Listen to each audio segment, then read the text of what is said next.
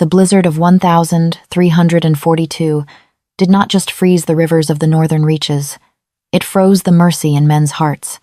Cast out into the howling white by her own kin, Aveline's blood turned to ice. She was meant to die a forgotten Omega, until a shadow eclipsed the deadly frost. The winter of 1342 was recorded in the monastic ledgers of Ethelgard as the year of the White Death. Snowdrifts piled as high as the parapets of the High Keep, and the wind off the jagged peaks sounded like the wailing of damned souls. But for Aveline Sterling, the true cold did not come from the storm. It came from the heavy oak doors of the castle slamming shut behind her, the heavy iron bolts sliding into place with a sound of brutal finality. Aveline stood barefoot on the cobblestones of the inner courtyard, wearing nothing but a thin, threadbare linen dress that offered no defense against the plummeting temperatures. The fabric was already stiffening, freezing to her bruised skin.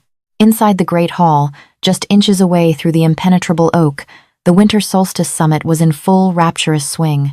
She could hear the muffled, chaotic symphony of the feast, the rhythmic strumming of lutes, the boisterous laughter of alpha lords, and the clinking of heavy silver goblets overflowing with spiced wine. It was a world of firelight, roasted boar, and warmth, a world she had just been violently expelled from. Her crime had been nothing more than an accident born of exhaustion. For 3 days, she had been forced to travel on foot behind the magnificent carriage of Lord Frederick Hastings, the alpha of the River Bend pack, to whom she belonged. Aveline was a daughter of the late Sir Reginald Sterling, once a respected beta of the pack.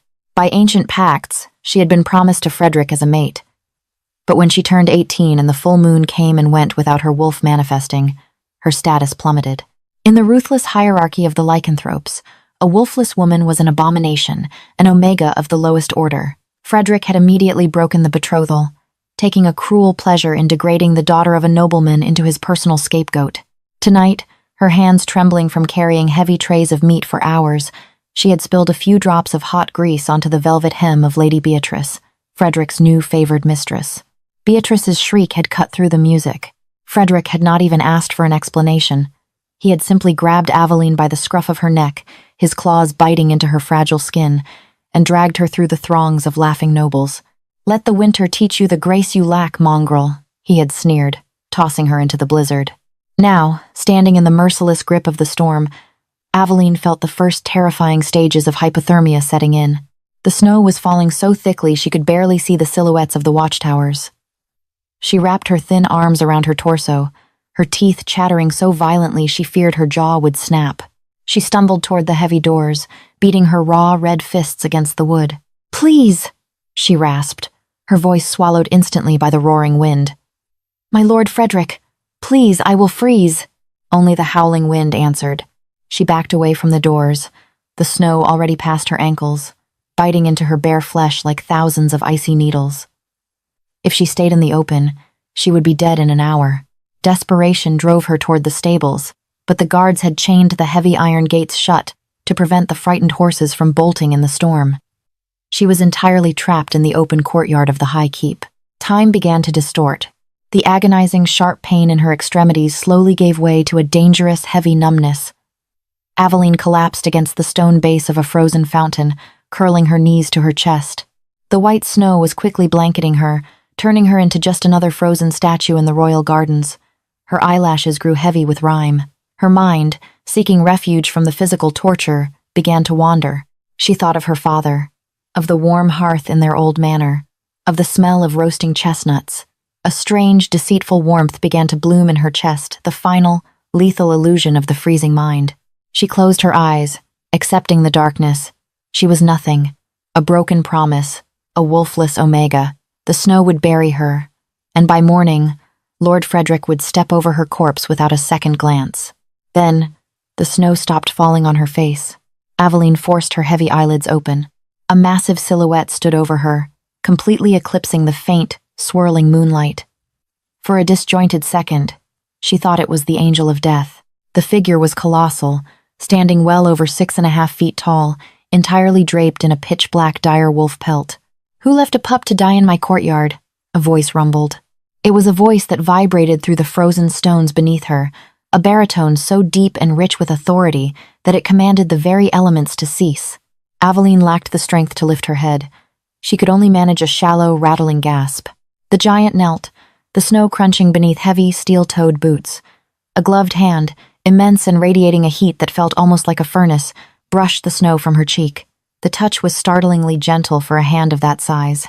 Through her fading vision, Aveline met a pair of eyes that snapped her rapidly failing consciousness back to reality. They were not human eyes. They were the striking, luminous amber of a predator, ancient, wild, and currently blazing with a terrifying, contained fury. She knew instantly who this was.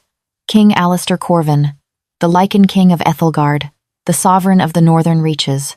Whispers claimed he was a monster, a warlord who had conquered the territories through pure, unrestrained savagery. He was not meant to be outside. He was the host of the summit. Yet here he was, returning from the treacherous mountain passes where he preferred to patrol the borders himself, scorning the comfort of his own throne.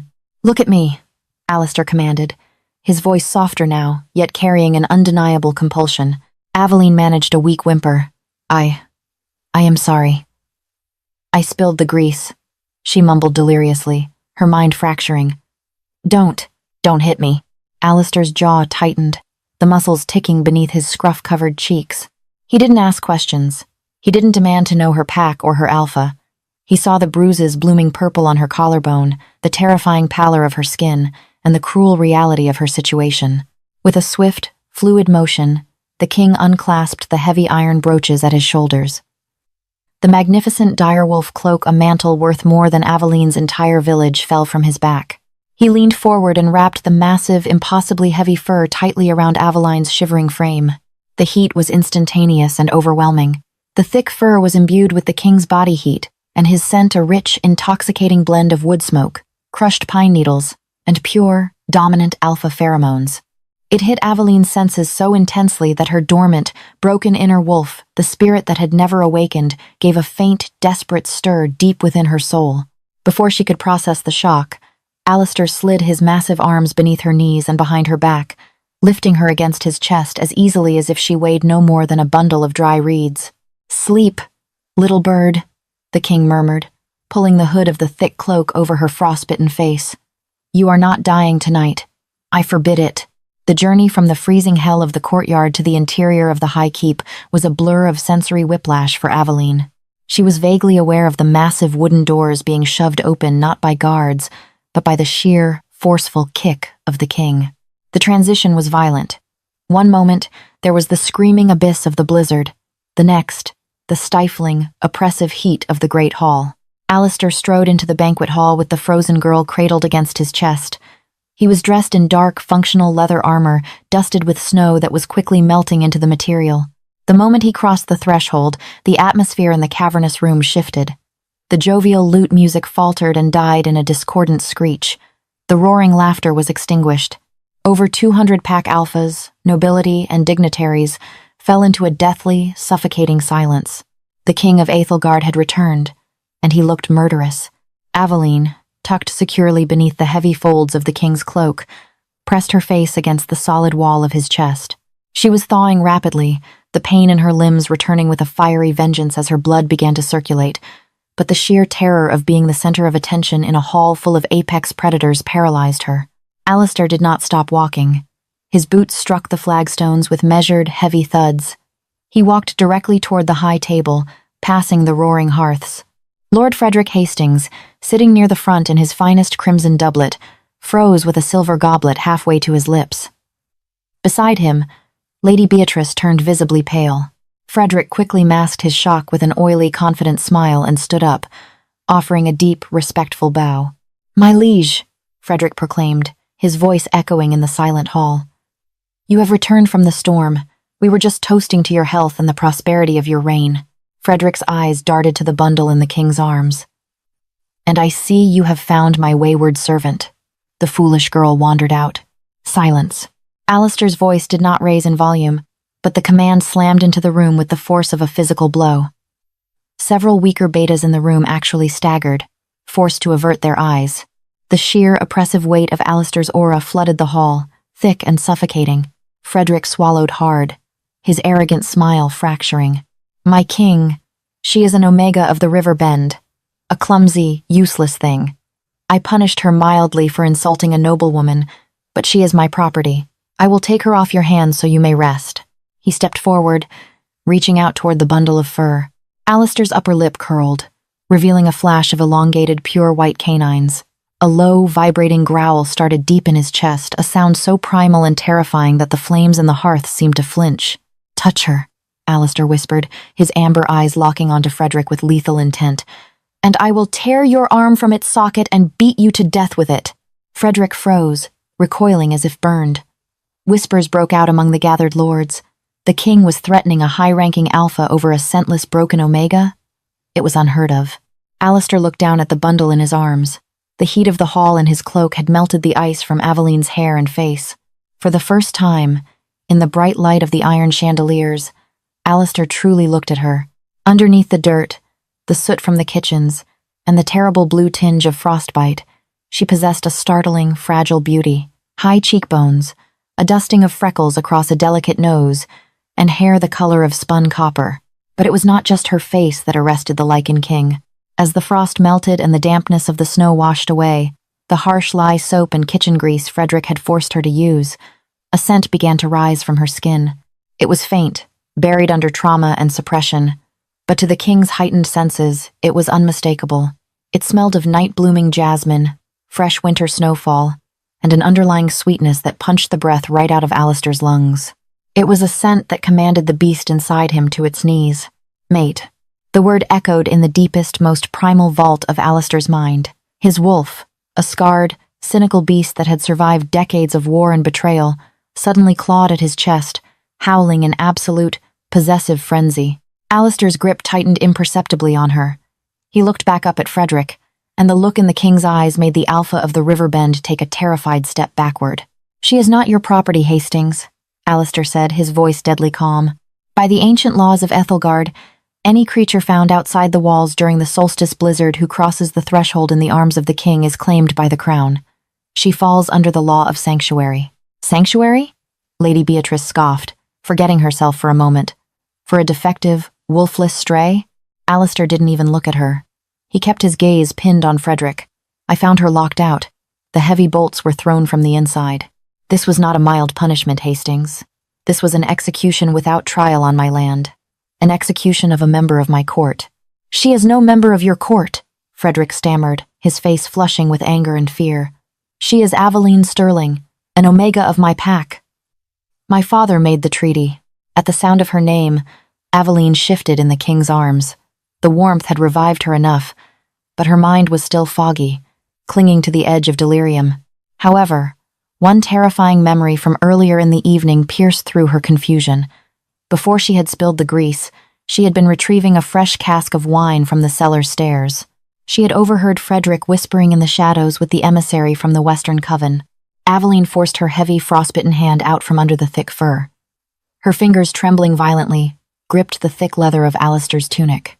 Alistair immediately looked down, his expression shifting from murderous rage to absolute focus. "Hush, little one. You are safe." "No," Aveline rasped. Her throat felt like it was lined with shattered glass. Every eye in the cavernous hall was on her. She coughed, a terrible, wet sound. The Arbor Gold." Alistair frowned, leaning his head down to catch her broken whisper. "What about the wine, Aveline? Do not drink." "The Arbor Gold," she forced the words out, fighting the heavy darkness threatening to pull her under. "Lord Frederick. I heard them in the cellar. Wolfsbane extract. For the king's cup."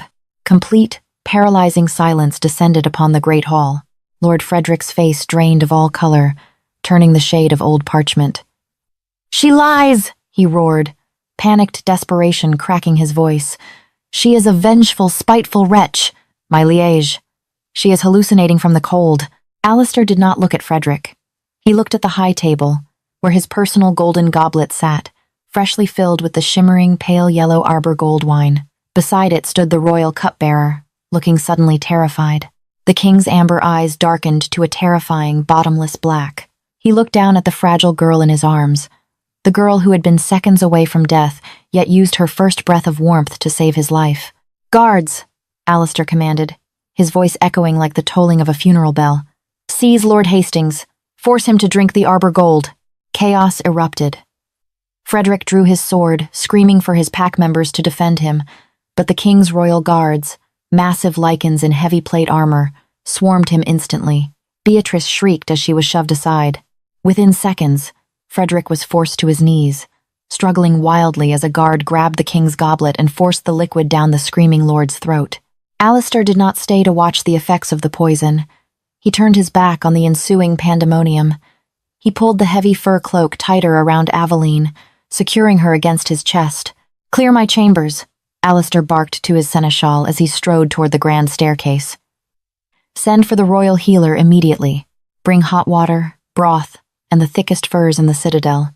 As he carried her up the spiraling stone stairs, away from the screaming and the violence below, Aveline felt her strength finally give out. But as her eyes fluttered shut, she realized she was no longer trembling.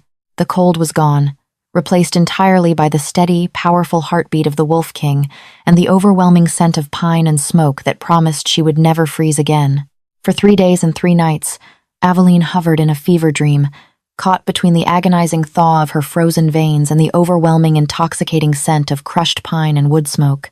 When she finally opened her eyes, she was not in the cold, damp servant quarters of the River Bend estate. She lay in the center of a massive 4-poster bed carved from dark mahogany, draped in velvet hangings and buried beneath layers of thick, luxurious furs. The chamber was cavernous, warmed by a roaring fire in a hearth large enough to roast an ox. Tapestries depicting ancient lichen victories lined the stone walls. Sitting beside the bed was a stern-faced woman with iron-gray hair, grinding dried herbs in a mortar. "You are awake," the woman said, her voice surprisingly gentle. "I am Gilda, the royal physician. Drink this. It will soothe the fire in your lungs." Aveline pushed herself up, wincing as her stiff muscles protested. She accepted the warm clay cup, the bitter taste of willow bark and honey coating her raw throat. "Where?" she rasped, her voice barely a whisper. "Where is Lord Frederick?" In the obsidian cells beneath the keep, a deep, resonant voice answered from the shadows. Aveline gasped, spilling a drop of the tea. King Alistair stepped into the firelight. He wore no armor today, only a simple black tunic that stretched tight across his broad chest and dark trousers. Yet, the sheer power radiating from him made the large room feel suffocatingly small. His amber eyes locked onto hers, burning with an intensity that made Aveline's breath hitch. "He drank the Arbor Gold," Alistair continued, his heavy boots making no sound on the thick rugs as he approached the bed. The wolfsbane extract was potent. It did not kill him, thanks to his alpha constitution, but it burned his throat and mutated his shifting abilities. He is currently coughing up black blood and confessing his treasons. "You saved my life, Aveline Sterling." Aveline lowered her gaze, her hands trembling as she clutched the fur blankets. "I only spoke what I heard, Your Grace. I am nothing. And Omega, you should not have brought me to your chambers. The Pack Lords will talk." Alistair let out a low, vibrating growl that sent a shiver down Aveline's spine. He sat on the edge of the mattress, the bed dipping under his immense weight. He reached out, his large, calloused fingers gently lifting her chin so she was forced to look at him. "Let them talk," the king murmured, his thumb brushing over the fading purple bruise on her jawbone. "Let them whisper until their tongues rot.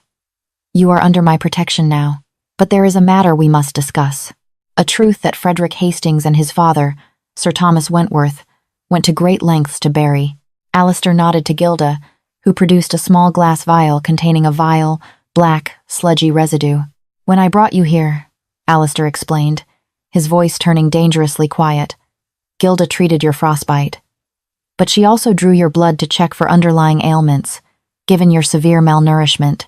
She found traces of liquid, silver, and Aconitum napellus, wolfsbane. Not a lethal dose, but a steady, microdosed drip. You have been ingesting it for years." Aveline stared at the vial in horror. "Poison? But why? I am just a servant. I do not even have a wolf." "That is the lie they fed you," Alistair said, his eyes blazing. "You do not have a wolf because they bound her. They poisoned you daily to suppress your shift, turning you into a docile, weak Omega." Alistair leaned closer, his scent wrapping around her like a protective shield. "Your mother was a descendant of Lady Eleanor de Clare, wasn't she?" Aveline's eyes widened. "Yes, But she died when I was a child. The Declare line is a ruined house. Ruined by those who feared them, Alistair corrected. The Declare women were not ordinary Lycans. They carried the blood of the first white Lunas. They were natural-born queens, possessing auras that could force a lesser alpha to his knees. When your father died, Sir Thomas Wentworth realized what you would become upon your 18th birthday. He knew if your wolf manifested, Frederick would never be able to control you.